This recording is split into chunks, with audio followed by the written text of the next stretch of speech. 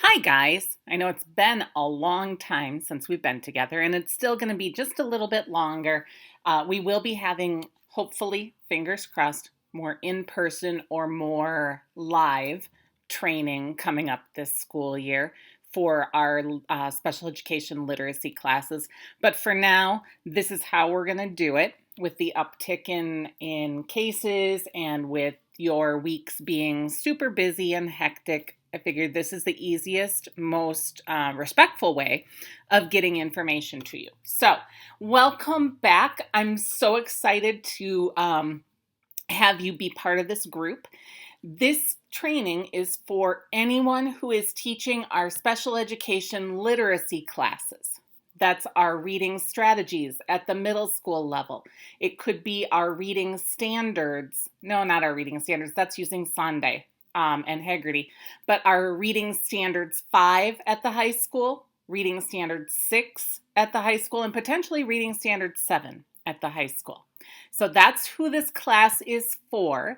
And what you will know is these classes all have a lot in common. They all use the same framework.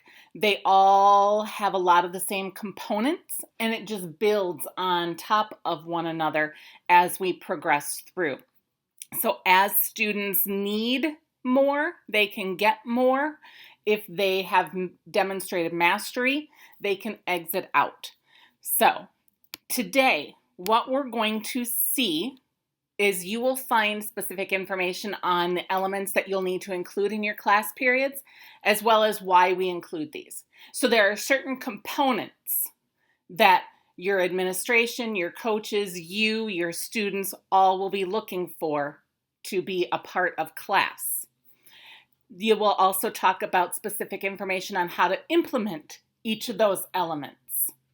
There's specific information about the student materials setup, the visuals you need to have in your classroom, both in student binders and up on the walls, as well as our baseline data collection. And finally, we'll talk specific information on how to incorporate additional intervention time within our weekly class periods. So today, we're talking about the elements of our class. All classes, the reading strategies, Fusion 1, Fusion 2, reading standards 5 and 6. All of them incorporate rituals and routines. If we're doing the CRT book, you all understand why we're doing those things, but what specifically we're doing in Fusion and in middle school literacy. We're talking about thinking reading. We're talking about the vocabulary process, visualizing and verbalizing, and then mentioning or touching briefly on that individual intervention time. But before we start this, I want you to know that, again, like you heard in the opening literacy stuff on Wednesday, or if you're doing this before that, what you will be hearing is we have our literacy matrix for secondary. There's one for elementary as well that's it's laid out exactly the same. But the secondary literacy matrix addresses all 5 pillars of literacy: phonemic awareness, phonics, fluency, vocabulary, and comprehension. And what I want you to know about this is, 1, this is going to be the backbone for what we're going to use for any of those individual interventions that we do, but also that if we are talking about vocabulary or comprehension or fluency, one of the things that we're using is vocabulary process, word mapping, linking strategies. We're doing our thinking reading for fluency and comprehension. All of these things are incorporated in your class curriculum. So when people ask, are you using the matrix? The answer that you can say is yes, it's embedded within the current curriculum that we have, and here is how I am specifically doing this.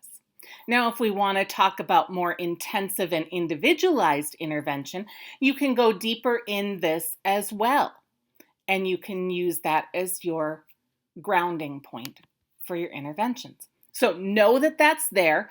You'll hear about it on Wednesday, or you heard about it on Wednesday, depending on when you're accessing this.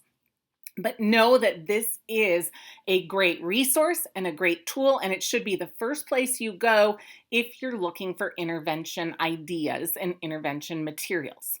All right?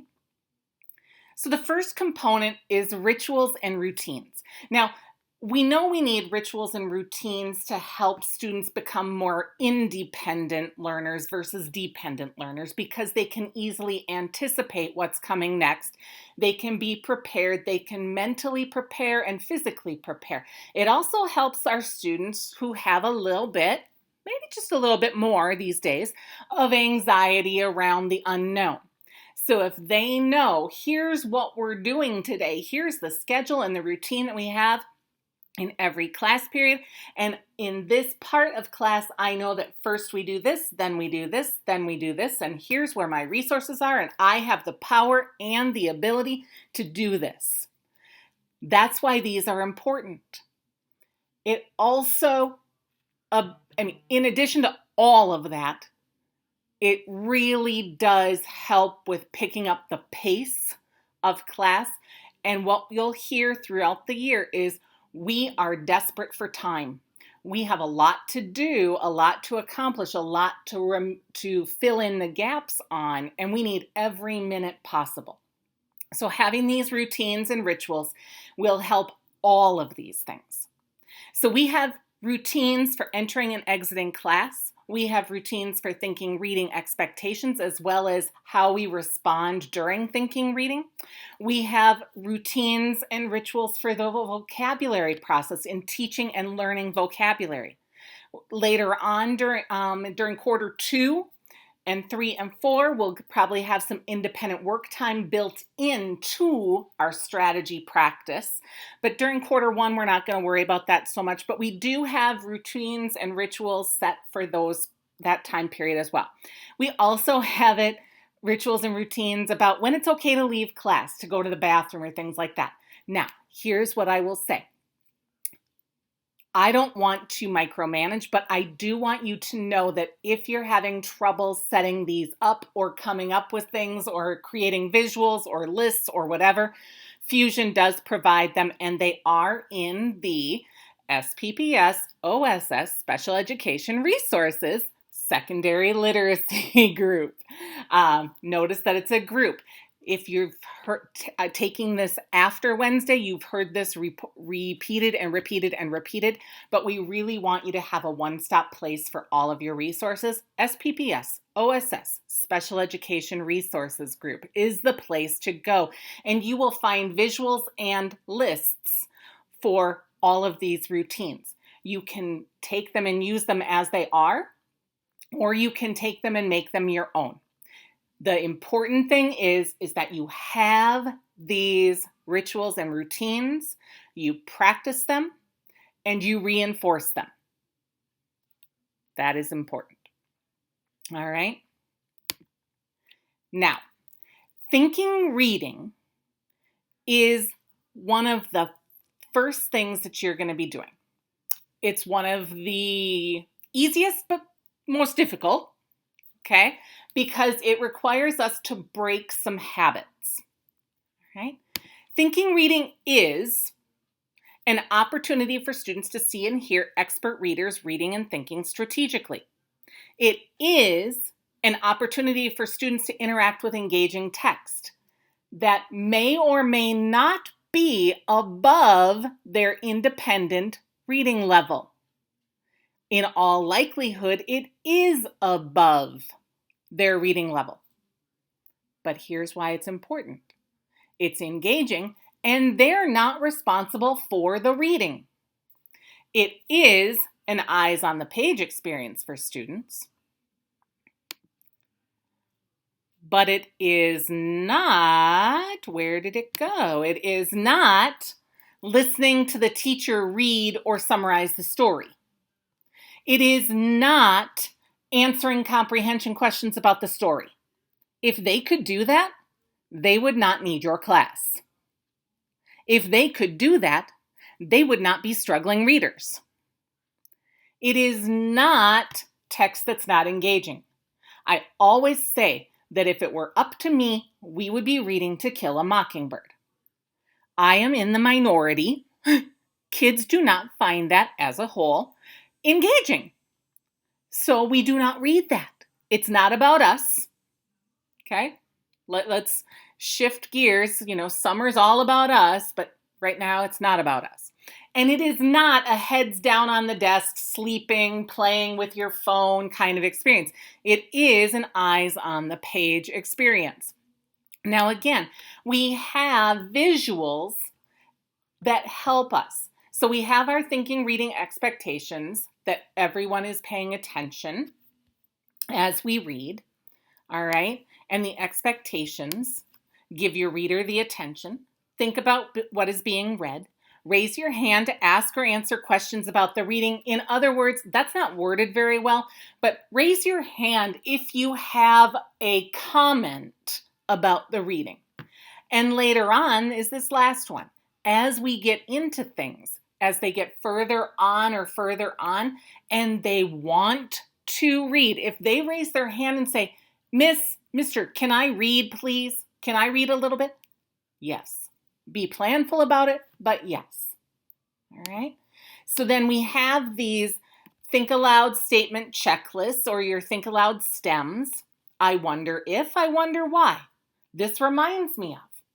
This relates to, I'm confused, or I reread that part because.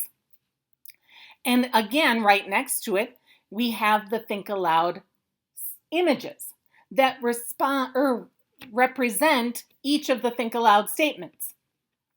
Use one or the other or a combination of both. It doesn't matter. Whatever is going to be most appropriate for your students. If they feel like the pictures are babyish, by all means, do not use the pictures. That is not our intent. It is not our intent to make them feel less than or incapable.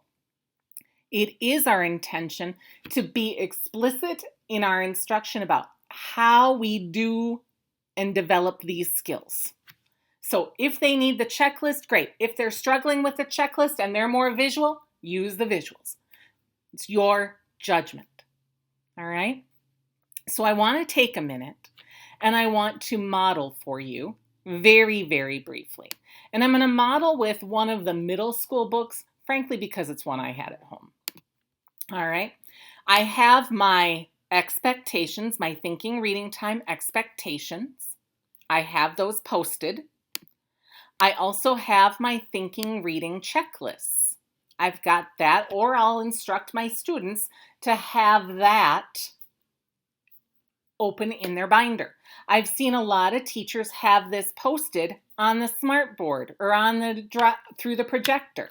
They have this think aloud statement checklist there as a visual reminder or a prompt. And then as they are engaging in the strategic thinking, they go over and point to the prompt that they're using so that they see that, oh, wait, this is one of those things. This is one of those things. We're not taking it for granted that they're understanding that this is not coming out of thin air. All right? Then I have my book. Now I have an online version of it, but I also have hard copies of it for my students because this is a book in the hands of students. I also have done my planning and my preparation because this is not a fly by the seat of your pants experience. This is a planned and prepared part of your lesson. It is a planned and prepared part of your lesson. Because what you want to do is you want to limit within a 15-minute period of reading, you want to limit your stops to 3, maybe 4. Okay? And there are lots of places we could stop, but where do we think we're going to get the most bang for our buck? And that's why you have to plan ahead. Here's what I recommend doing. I recommend getting a timer. using your watch, using your phone. Set a timer for 15 minutes, maybe right before you go to bed. Read out loud at the pace in which you would be reading out loud to your students. That is going to be different than how you read if you're reading silently to yourself, because you are a proficient reader. You are an expert reader. We need to slow it down just a little bit so that they can track as we read. Let me say that again. You need to slow it down just a little bit. So you want to read out loud. Then you want to put a Post-it note by the places you want to stop. And then when you find a place you want to stop, write down the prompt that you want to use and what you want to say. All of that is happening while your timer is still going, because that way you'll get an accurate picture of how many pages or how far you can get within that 15-minute thinking, reading part of class. All right? So I have done that, and now I am going to model real briefly. I'm not going to model a full 15 minutes, but I do have my thinking reading that I've planned out. Okay. Now I thought with this, because it's our first book, I'm going to pay attention to the cover. And I'm going to preview the cover because I think that's an important thing that we need to have students do, because they can get an idea of what's going to happen or make some guesses as to what's going to happen or what it's going to be about. So I said, when I'm looking at the cover, I'm noticing things. I see a hatchet. I see an award or a medal, and other books I've read have had that medal, and I've liked those books. The author, Gary Paulsen, I've read some of his books. I've heard that he's from Minnesota. So that might make me want to read this book. But I also see that there's a boy. And so I know that this is going to be about a boy and his experience. All right? So we're going to begin, and I'm going to read. And I'm going to read at the pace that I would read in class. Brian Robeson stared out the window of the small plane at the endless green northern wilderness below.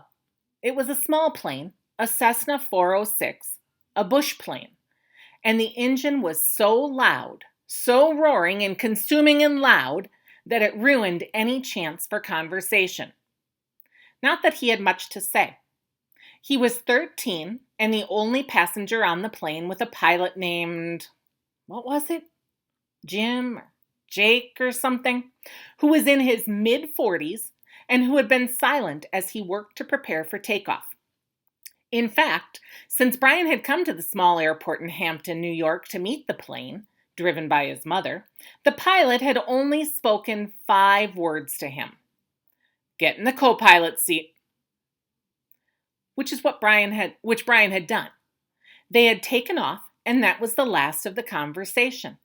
There had been the initial excitement, of course. He had never flown in a single-engine plane before, and to be sitting in the co-pilot seat with all the controls right there in front of him, all the instruments in his face as the plane clawed for altitude, jerking and sliding on the wind currents as the pilot took off, had been interesting and exciting. But in 5 minutes, they had leveled off at 6,000 feet and headed northwest.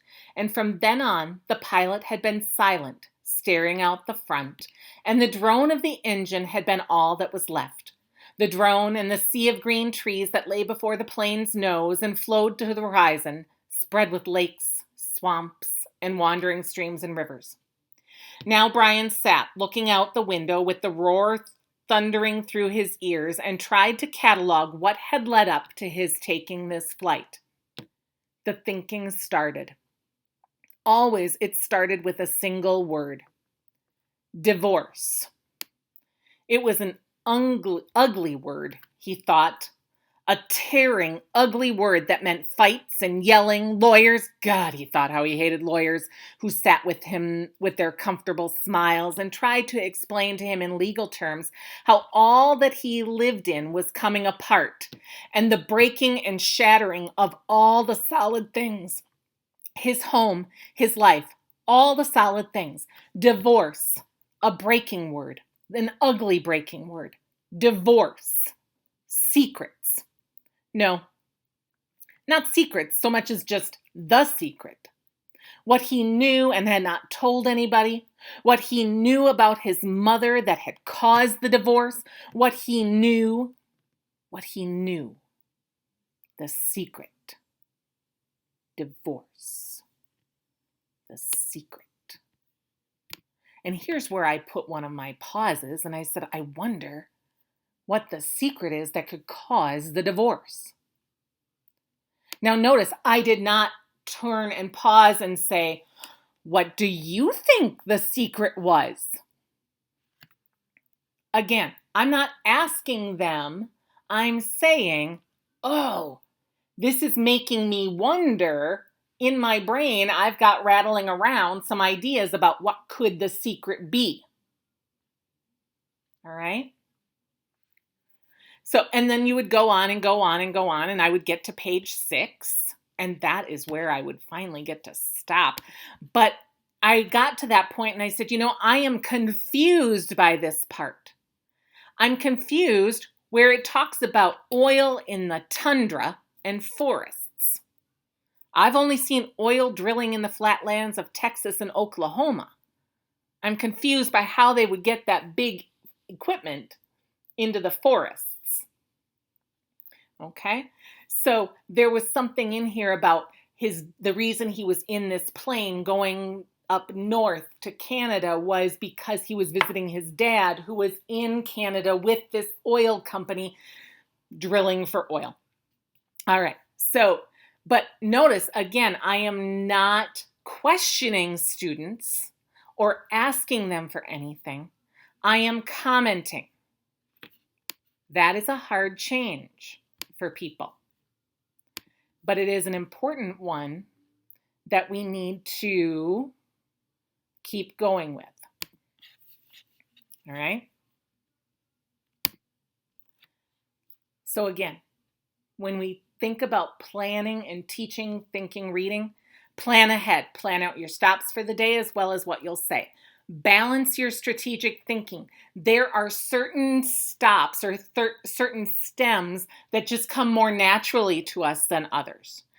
And there are certain times when they're more relevant to what we're reading. But if you can, try and balance. If you know that you're doing a whole lot of I wonders, try and set up a spot where you might be confused or you think they might get confused and say, oh, wait a second, I need to go back and reread this because I'm feeling lost. I don't quite understand what's going on. And model those fix-ups as well. Finally, pay attention to how your class is responding. If they're gasping, laughing, smirking, or having any other kind of response, pounce on that and say, okay, hang on. I just heard that. What from the text made you have that response? What did you just hear that made you have that response? So that you're helping them make that link between I was totally tracking and visualizing or picturing, understanding what was happening in this story. And it was funny or it was scary. That's what we have to do.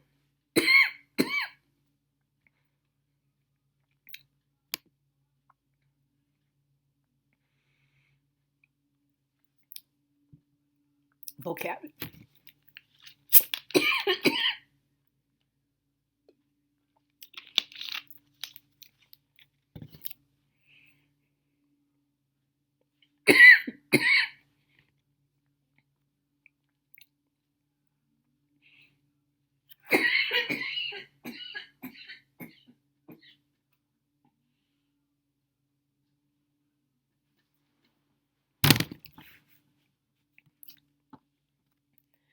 vocabulary is next. You knew you weren't going to get through this without me coughing, right? Sorry.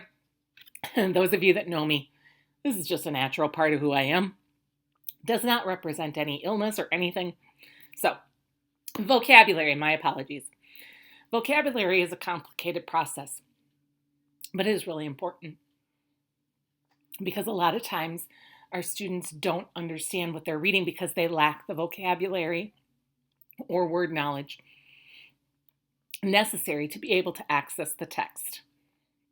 And this is one that is going to be super important for them to use and learn so that as they get into science, social studies, math, ELA classes, they'll be able to access more of those words and have a greater understanding of more of the vocabulary that's involved.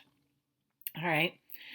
It is a process. It is a routine. We have vocabulary process sheets, and those are in that Schoology group as well.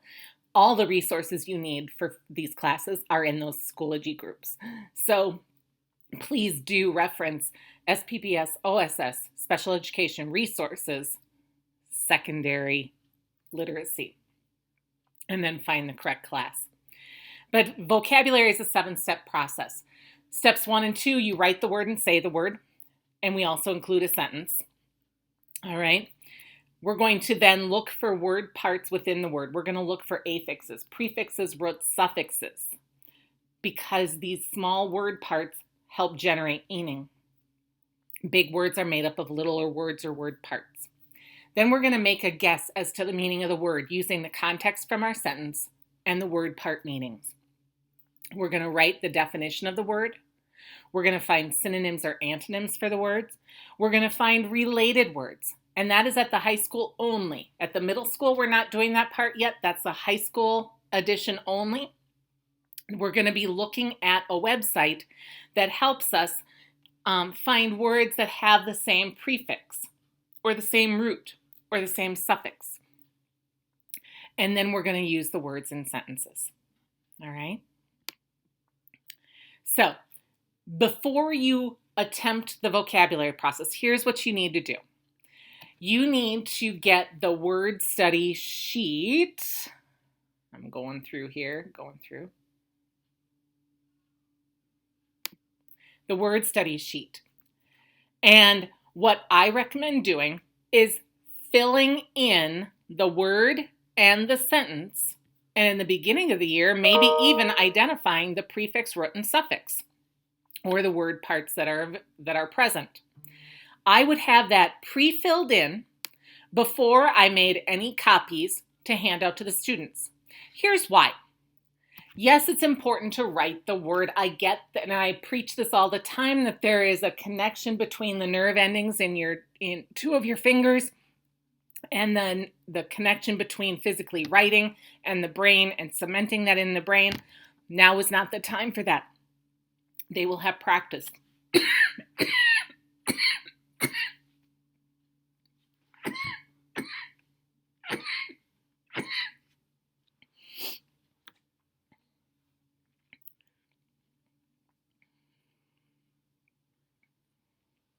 Doing this is a time saver. And because our time is precious, we do this.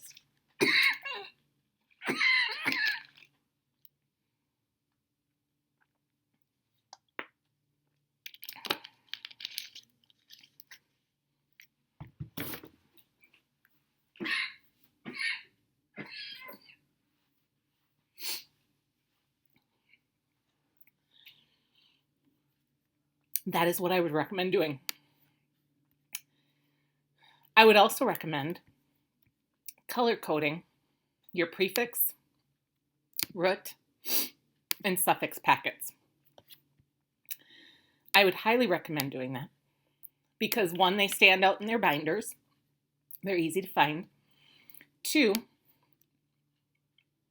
as they're having them look for that and look for the meaning, you can reference the color of the sheet. All right. Also, as you're teaching this, have all of your prep work done. That means have your dictionary.com or onelook.com open on a tab. Have your related words website, and it's listed right here, open on a tab. Have a thesaurus open in a tab. And your own prefix, root, and suffix pages open before you start teaching. It cuts down on the lag time and keeps class moving. Again, it's all about getting the most out of our time together.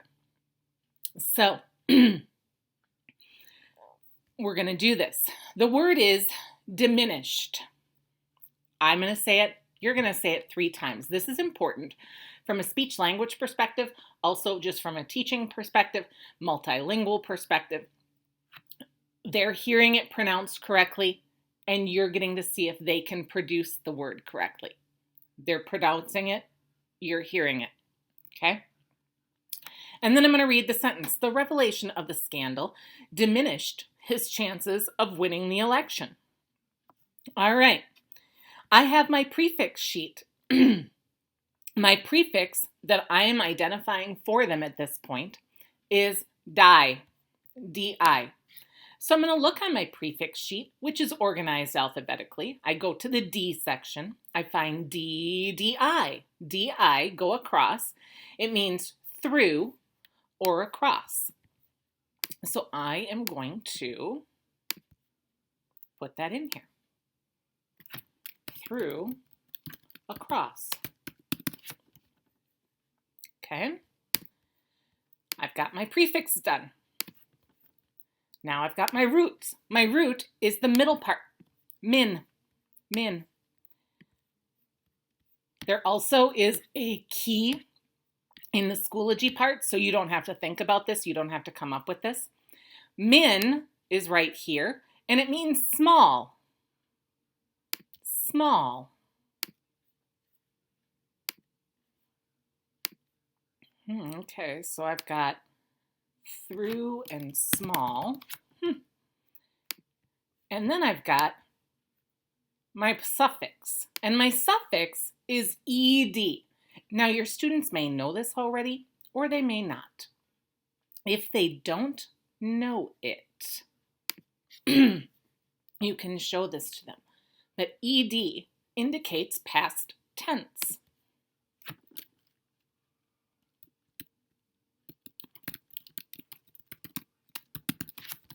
All right, so I'm going to move that.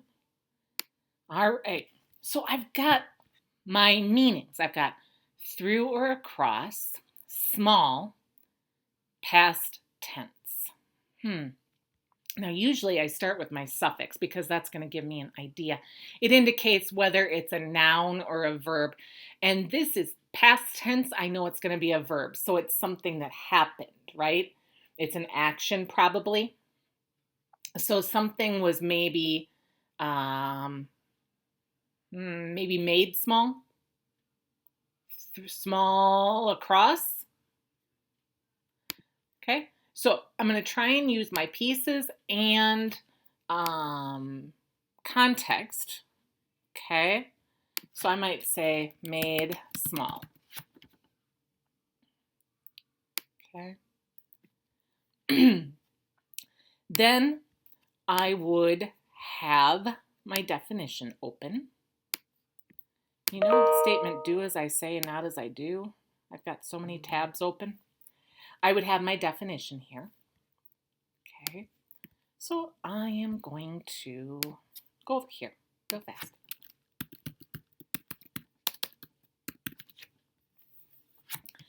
Diminished, made smaller or less. There we go, made smaller or less.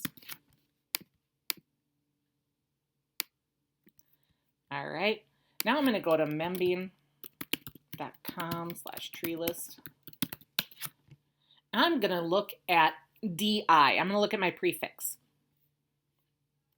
And these are all listed alphabetically, but you do want to be sure that you are getting the die part, not, let's do this. Okay, you want to make sure that you're getting the correct one because there's sometimes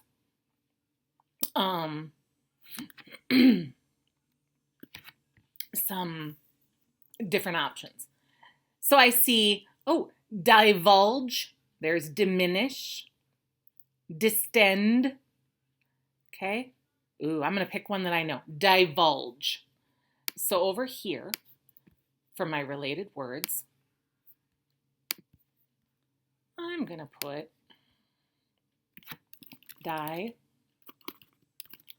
divulge, okay? I might put for min, I might pick another one.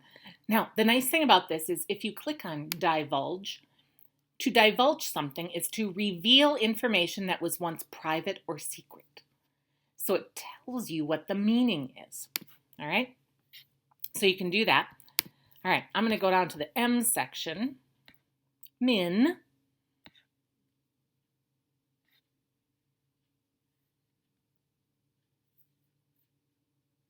See, there's min here and min here. I want to make sure I get the right one. Here I have minimize, minuscule, minimum. Ooh, minimum. You know, I'm going to use minimum because I have an idea for a sentence. Minimum.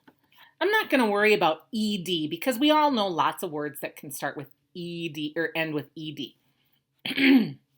Okay. So my synonyms, I could use my thesaurus.com. I could find those. But here's what I want to do.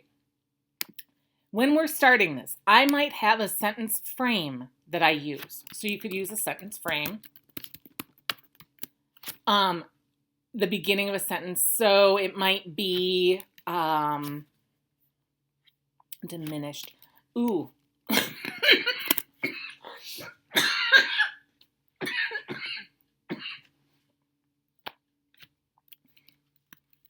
The fans in the stands. Oh, how about this? The number of people at the Twins game diminished because, okay, so they have to come up with something. Why would the number of fans in the game go down or be made smaller? What might be happening?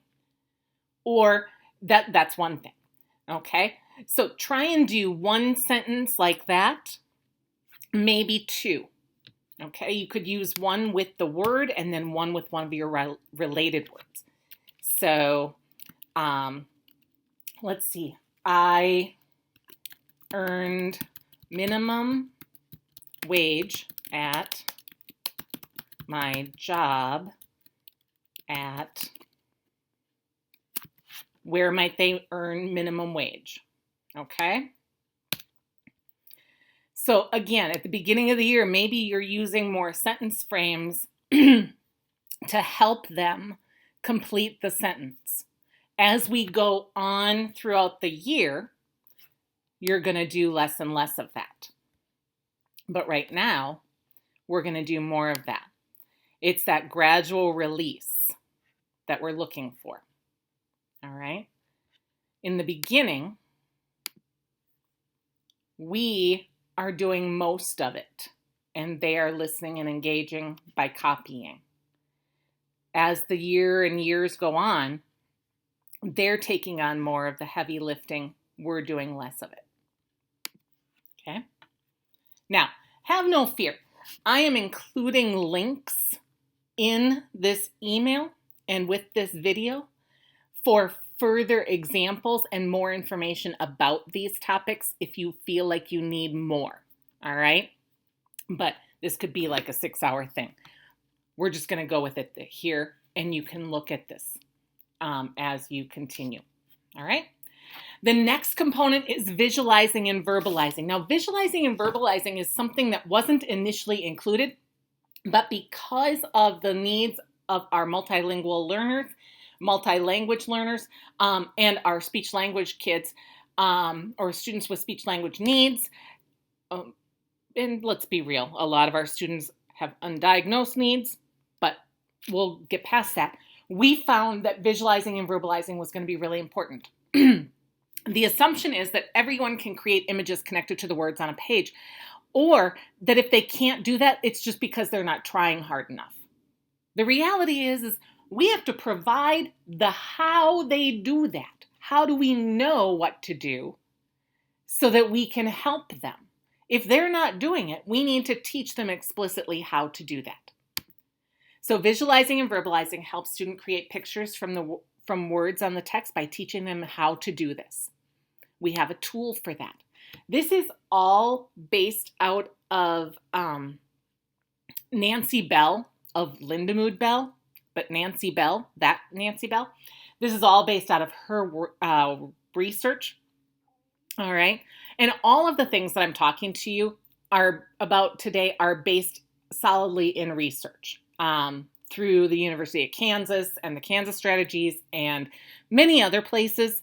You'll hear about them with, take your pick. Any researcher in any kind of literacy is going to talk about this.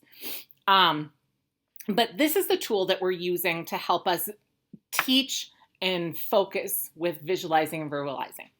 It's the what is the main idea. That's what the main thing in the picture is. And then we're talking about, can we describe the sizes of things, the colors we see, the number of things, the shapes, the location? Is there movement? How is the feeling? What's in the background? What perspective? When was it taken? What sounds might you hear? All right.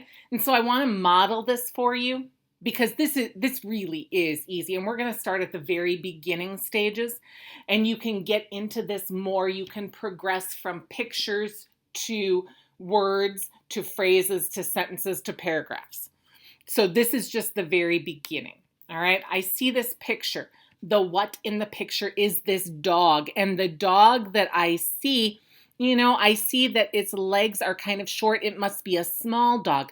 I also know that this kind of dog is kind of a smaller dog. So I'm talking about the size. Now I see that on the dog, he has brown ears, a white body with some black spots. All right. I also see that he's running in green grass, and I know that he's running because not all of his feet are touching the ground. I know that he's running. Notice that I'm picking up on that, but I'm making it very, very explicit for them because they might not notice that. I also see a red something. I know that dogs like to play with balls. It could be a ball. It could also be an apple, but it's red. All right. I only see one dog and one red ball, but I did see that he was running. It's a wide open area. The background is kind of blurred, so I know that they're taking the picture pretty close up, and it seems to me like if the dog is running on the ground, the picture taker might be kneeling on the ground or laying down on the ground, so they're almost at eye level with that dog instead of standing up tall and taking an overhead picture. I might hear the dog's tags jangling around his neck, like his ID tag.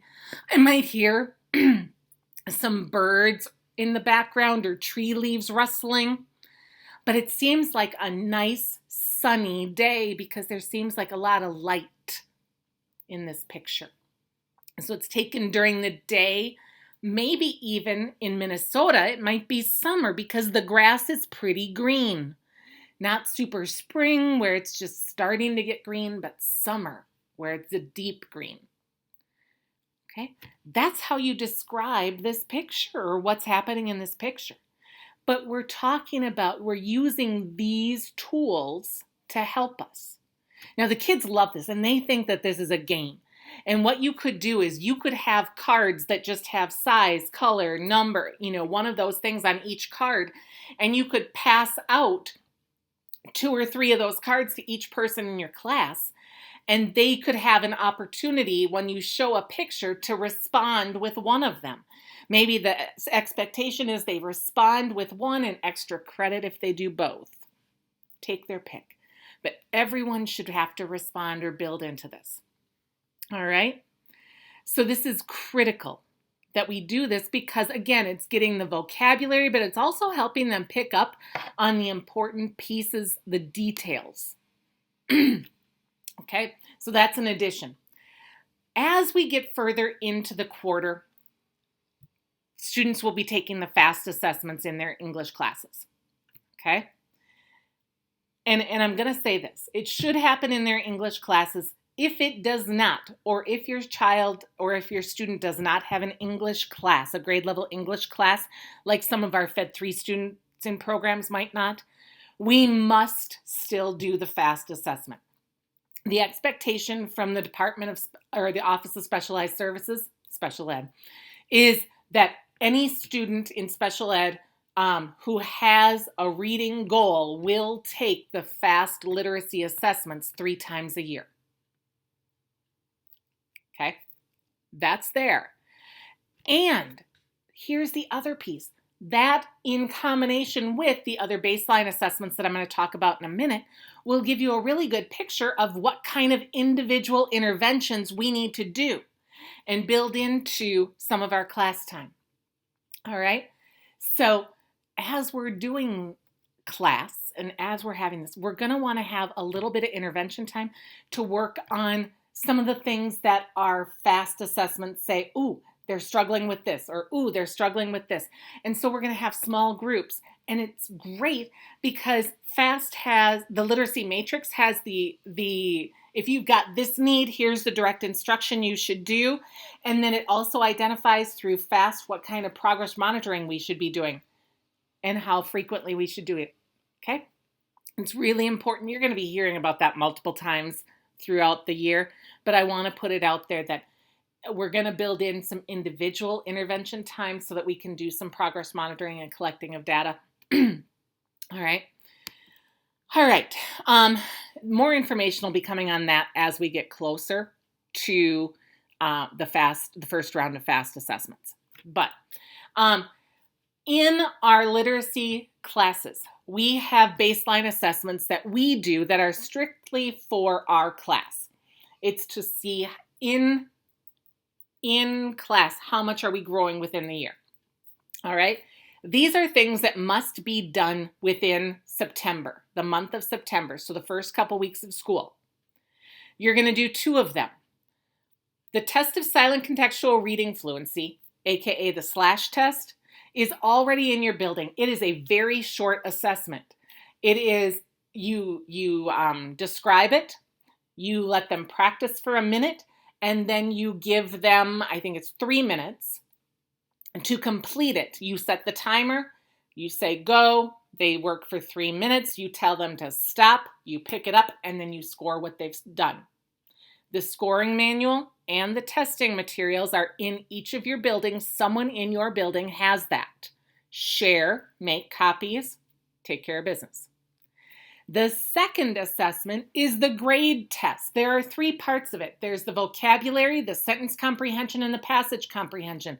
This used to be so much more difficult to give because it was harder to grade. It took so much time for you to grade. Thanks to Wendy Williams, and everyone should just give a huge shout out to Wendy Williams. She made it so that all of this could be done via Schoology. All of this could be done via Schoology, and so you have to get it from the resource folder, push it out to your students, have them take it in class, and the best part about this is it's graded automatically in Schoology, so it will tell you how many correct they got. You don't have to take the time to do that, and that was a tedious one. So you don't have to take the time. What I would suggest doing is getting the scoring manual, the scoring documents, and just getting an approximate grade level so that you can use that as a reference point when we get into more strategy practice and you have to find text and match text at their levels. That will be important. So those are the 2 assessments that must be done in September. We do them 3 times a year. I'm sorry, we do the SLASH test 3 times a year. The grade we do twice a year, fall and spring. So we do that. All right. Now, organization. Each student should have a binder. You have to find those and tabs. Okay. The binders with tabs to organize things by topic and strategy. You should have a section for routines and expectations for all the pieces of class. You should have the thinking reading section where you've got your thinking reading visuals or think aloud stems. You should have your vocabulary tab where you've got your vocabulary process sheet, your prefix written suffix packets, and your vocabulary word study sheets.